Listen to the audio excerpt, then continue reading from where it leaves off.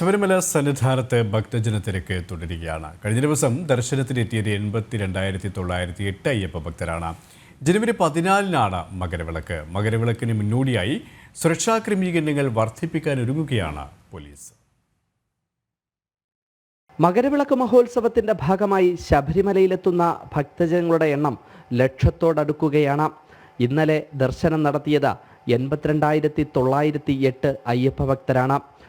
20,738 പേർ സ്പോട്ട് ബുക്കിങ്ങിലൂടെയും 2,896 പേർ പുൽമേട് വഴിയും ദർശനത്തിനെത്തി. അതേസമയം തിരക്ക് നിയന്ത്രിക്കുന്നതിൻ്റെ ഭാഗമായി കഴിഞ്ഞ ദിവസം മുതൽ കാനനപാത വഴിയുള്ള പാസ് പൂർണ്ണമായും നിരോധിച്ചിരുന്നു. ജനുവരി 14-നാണ് മകരവിളക്ക്. 12-ന് തിരുവാഭരണ ഘോഷയാത്ര പന്തളം കൊട്ടാരത്തിൽ നിന്നും ആരംഭിക്കും.